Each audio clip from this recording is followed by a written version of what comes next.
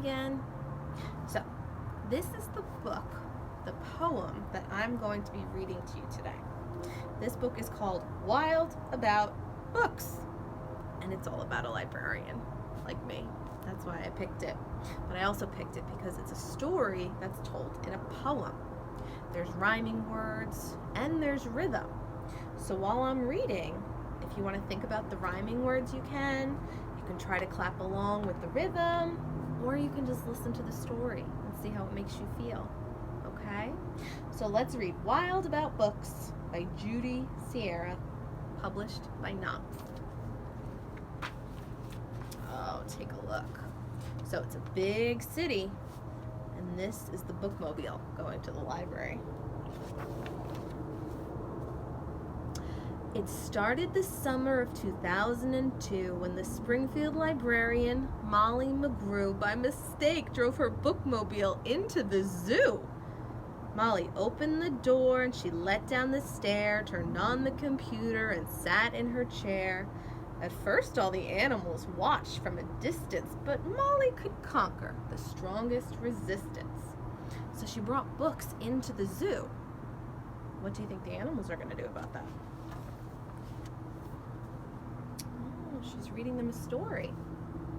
By reading aloud from the good Dr. Seuss, she quickly attracted a mink and a moose, a wombat, an oryx, a lemur, a lynx, 8 elephant calves, and a family of skinks. So all those animals came to listen to the Dr. Seuss.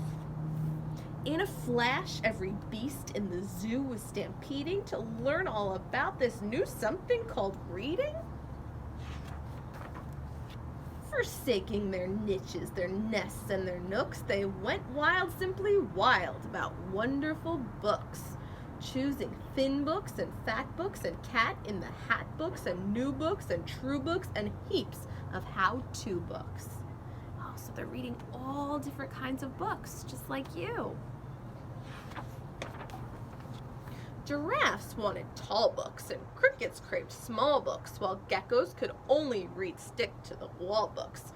The pandas demanded more books in Chinese. Molly filled their requests, always eager to please. She even found waterproof books for the otter, who never went swimming without Harry Potter. Raccoons read alone, and baboons read in bunches, and llamas read dramas while eating their lunches. Hyenas shared jokes with the red-bellied snakes, and they howled and they hissed till their funny bones ached. A tree kangaroo, who adored Nancy Drew, began solving mysteries right there at the zoo, such as, why were the Bandicoot's books overdue? Gently, Molly taught lessons in treating books right, for the boa constrictor squeezed Crictor too tight. Baby bunnies mucked up Goodnight Moon with their paws. Giant termites devoured the Wizard of Oz. Oh no, they put the books in their mouth. We know not to do that, right?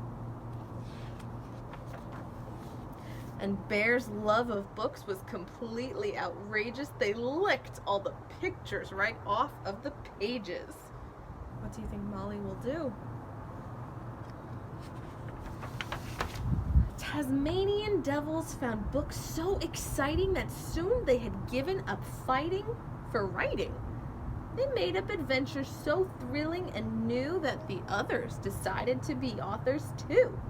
Pythons wrote with their tails, penguins wrote with their bills, and porcupines wrote with their very own quills. At the new insect zoo, bugs were scribbling haiku. The scorpion gave each a stinging review.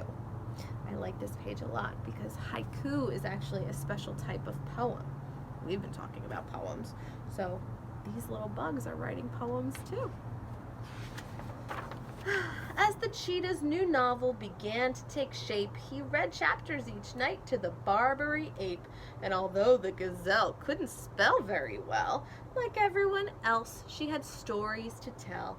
Imagine the hippo's enormous surprise when her memoir was given the Zulitzer Prize.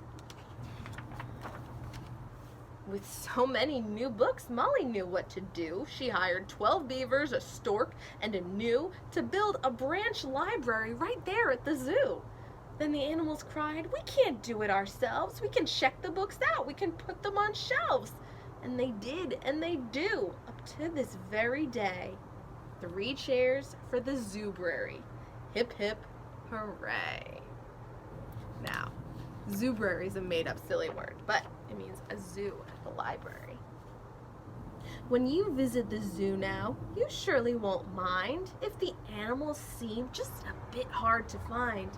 They are snug in their niches, their nests, and their nooks, going wild, simply wild, about wonderful books.